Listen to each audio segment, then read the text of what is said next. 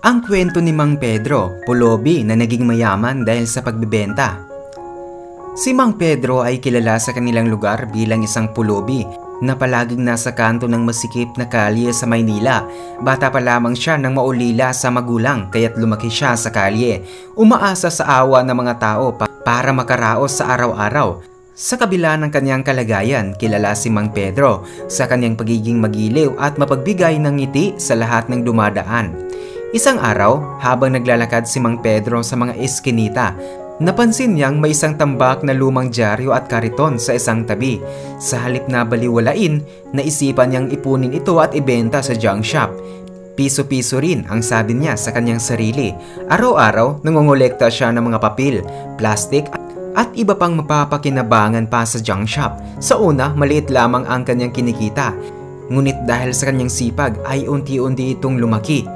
Isang hapon habang nagbabasa siya ng isang punit-punit na dyaryo, nabasa niya ang isang artikulo tungkol sa isang matagumpay na negosyante na nagsimula sa simpleng pagbibenta ng kakanin. Nagtataka man, napaisip si Mang Pedro, kung kaya niya, baka kaya ko rin, ang sabi niya sa kanyang sarili. Naisip ni Mang Pedro na subukan ang pagbibenta ng tinapay. Nangalap siya ng mga tira-tirang panaderya sa palengke at sa maliit na puhunan mula sa kanyang ipon, nagsimula siyang magtinda ng tinapay sa kanto. Dahil mabait at masipag si Mang Pedro, unti-unti siyang nakilala sa kanilang lugar. Marami ang bumibili sa kanya, hindi lamang dahil mura ang kanyang paninda, kundi dahil magaan ang kanyang loob sa mga tao. Dahil sa kanyang kasipagan at kabaitan, nakilala siya ni Aling Nena, isang matandang babae na may maliit na panaderya. Nakita niya ang potensyal ni Mang Pedro kaya inalok niya itong magtulungan. Sa tulong ni Aling Nena, natuto si Mang Pedro kung paano gumawa ng iba't ibang klase ng tinapay. Naging magkasosyo sila at unti-unti nilang pinalago ang kanilang negosyo. Hindi nagtagal nakapag-ipon si Mang Pedro ng sapat na pera para makapagtayo ng sarili niyang panaderya. Ipinangalanan niya itong tinapay ni Pedro bilang pagpupugay sa kanyang mga pinagdaanan. Sa bawat panaderya na kanyang itinayo, palaging bahagi ng kanyang misyon ang makatulong sa mga kapwa niyang mahirap. Nagbibigay siya ng libreng tinapay sa mga batang lansangan at mga pulubi sa kanilang lugar. Ang kanyang negosyo ay lumago ng lumago. Nagkaroon siya ng maraming branches ng panaderya sa iba't ibang lugar sa Maynila at karatig probensya. Ang dating pulubi na umaasa lamang sa limos, ngayon isa ng matagumpay na negosyante. Ngunit sa kabila ng kanyang tagumpay, ay nananatili siyang mapagkumbaba at laging tumutulong sa kapwa. Sa isang espesyal na araw, habang nagpapamahagi siya ng tinapay sa mga batang lansangan, lumapit sa kanya ang isang batang lalaki na nagpasalamat. Salamat po, Mang Pedro, dahil sa inyo ay nakakain kami ng mga kapatid ko, sabi ng bata. Napaluha si Mang Pedro sapagkat naalala niya ang kanyang sarili noon nung bata pa lamang siya, gutom at nangangarap na makaahon sa hirap. Hindi nagtagal nakilala si Mang Pedro hindi lamang sa kanilang lugar kundi sa buong bansa.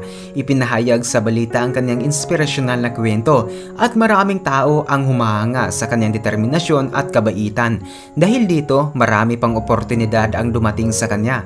Inimbitahan siyang maging tagapagsalita sa iba't ibang paaralan at seminar upang ibahagi ang kanyang kwento at magbigay inspirasyon sa iba. Sa bawat talumpati ni Mang Pedro, palagi niyang binibigyang diin ang halaga ng pagsusumikap, pagtsatsaga at pagkakaroon ng malasakit sa kapwa. Hindi hadlang ang kahirapan sa pag-abot ng pangarap, sabi niya. Ang tunay na yaman ay hindi nasusukat sa dami ng pera, kundi sa dami ng pusong natulungan at napasaya natin. Dahil sa kanyang mga advokasya, maraming kabataan ang nahikayat na magsikap at mangarap.